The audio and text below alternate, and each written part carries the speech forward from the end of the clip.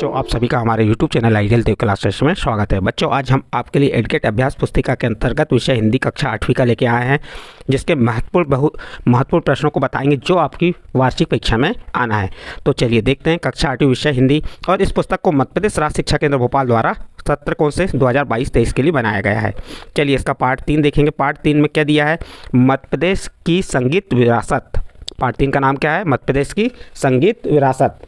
चलिए इस पार्ट के अति लघु उत्तरीय प्रश्न देख लेते हैं जो एडगेट अभ्यास पुस्तिका में दिए गए हैं। तो प्रश्न 1 क्या कह रहा है? मेहर को संगीत का तीर्थ क्यों कहते हैं? ये प्रश्न आपके पेपर के दृष्टिकोण से बहुत ही महत्वपूर्ण है। मेहर को संगीत का तीर्थ क्यों कहते हैं? तो उत्तर देखिए इसका। मेहर को संगीत का तीर्थ इसलिए कहते हैं क्योंकि यहाँ शारदा भवानी, यहाँ पे कौन है? शारदा भवानी। मेहर में कौन है? शारदा भवानी का पुण्य तीर्थ प्रख्यात, शारदा भवानी का पुण्य तीर्थ प्रख्यात सरोद वादक वस्ताद अलाउद्दीन खान को पाकर संगीत का तीर्थ हो गया। जो मैहर था यहाँ पे हमारे प्रख्यात सरोद वादक वस्ताद अलाउद्दीन खान को पाकर संगीत का तीर्थ हो गया। तो ये यहाँ पे जो अलाउद्दीन खान थे, यहाँ के संगीतकार थे, जो सरोद वादक थे, इनके कारण जो मैहर है संगीत का तीर्थ बन गया। तो इसलिए मैहर को संगीत का तीर्थ कहते हैं। नेक्स्ट अगला प्रश्न देखते हैं। प्रश्न नंबर 2, लता जी की सफलता का मूल मंत्र क्या था? लता जी मीन्स, ये लता जी कौन है? लता मंगेशकर, जिसे संगीत में या कोकिला के नाम से भी हमारे भारत में जाना जाता है। तो लता जी की इच्छा शक्ति ही उनकी सफलता का मूल मंत्र है। जिसकी इच्छा शक्ति मजबूत है तो वह कुछ भी कर सकता है। और लता जी का नाम तो आपने सुने ही हैं, लता मंगेशकर। लता जी की इच्छा शक्ति ही उनकी सफलता का मूल मंत्र है। यह उसका प्रश्न नंबर 2 का उत्तर हो गया। प्रश्न नंबर 3, जिस समाज में कला का स्थान नहीं है वह कैसा हो जाता है? तो बहुत ही आसान उत्तर है इसका।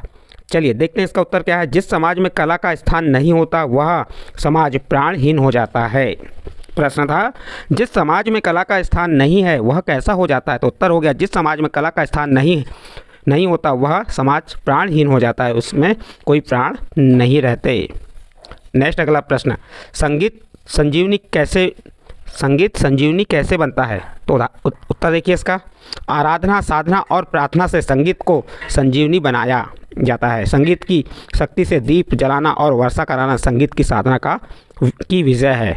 तो किसके आधार पर कैसे बनता है संगीत संजीवनी? आराधना, साधना और प्रार्थना से संगीत संजीवनी बनती है। ठीक है, अगला प्रश्न देखते हैं। प्रश्न नंबर 5, लता जी को समूचे राष्ट्र की गायिका क्यों कहा गया? समूचे राष्ट्र यानी पूरे देश की गायिका क्यों कहा गया? तो उत्तर हो गया इसका। लता जी हर भाव, धर्म और भाषा, यानी कि हर भाव के, हर धर्म के, हर भाषा के गीतों में अपने स्वरों को सजाया, यानी कि उन्होंने हर भाव से या धर्म के या भाषा के गीतों को गाया, स्वरों में सजाने से गाया, इसलिए वे समूचे राष्ट्र की गायिका हैं। तो इस प्रकार से प्रश्न नंबर 5 कंप्लीट हुआ। नेक्स्ट प्रश्न, देश कब धन्य हो जाता है? तो उत्तर होगा जिस समाज में कुमार गंधर्व जैसे संगीत प्रेमी पैदा हो जाते हैं। जिस समाज में कुमार गंधर्व जैसे संगीत प्रेमी पैदा हो जाते हैं वह देश धन्य हो जाता है। कुमार गंधर्व का वास्तविक नाम सिद्धराम कोमकली था। नेक्स्ट अगला प्रश्न देखते हैं। प्रश्न नंबर 7 दीर्घोत्तरीय प्रश्न है। ये क्या कह रहा है? संगीत की महिमा अपने शब्दों में लिखिए। संगीत की महिमा अनंत है। संगीत में मौजूद शास्त्रीयता से साधना को महत्व दिया जाता है। संगीत में विद्यमान मधुरता से हमें आत्मिक शांति मिलती है तथा जीवन को जीने की उमंग व उत्साह भी उत्पन्न होता है। यही संगीत का सामाजिक महत्व या प्रभाव है। नेक्स्ट अगला प्रश्न देखते हैं। प्रश्न नंबर 8। तो प्रश्न नंबर 8 नहीं, अब हमारा मूल्यांकन 3 आ गया। पार्ट 3 का मूल्यांकन 3 के कुछ प्रश्न देख लेते हैं जो प्रश्न 8 के अंतर्गत दिया गया है। अति लघु उत्तरीय प्रश्न क्या दिया है? इसका पहला प्रश्न नंबर 8 है, मध्य प्रदेश की संगीत अकादमी वस्ताद अलाउद्दीन खान के नाम से क्यों कहते हैं? मध्य प्रदेश को संगीत की अकादमी वस्ताद अलाउद्दीन खान के नाम से क्यों कहते हैं? तो उत्तर देखिए, वस्ताद अलाउद्दीन खान संगीत के क्षेत्र में बहुत ही प्रख्यात थे, इस कारण मध्य प्रदेश संगीत अकादमी का नाम उनके नाम पर है। इस प्रकार आपका प्रश्न नंबर 8 कंप्लीट हुआ। प्रश्न नंबर 9 देखिए, समाज प्राणहीन कब हो जाता है?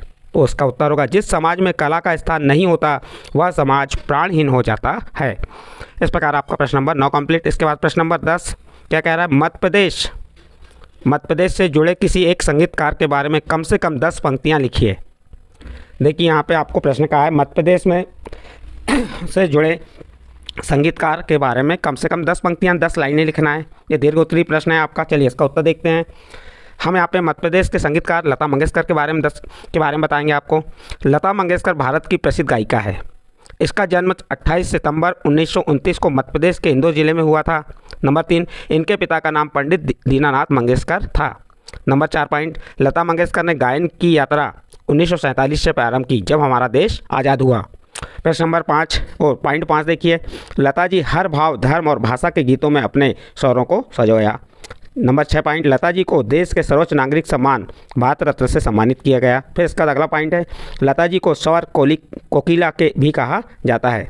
लता जी को स्वर कोकिला भी कहा जाता है। तो लता मंगेशकर जी कहाँ की हैं? मध्य प्रदेश की हैं। मध्य प्रदेश के किस जिले की हैं? इंदौर जिले की हैं।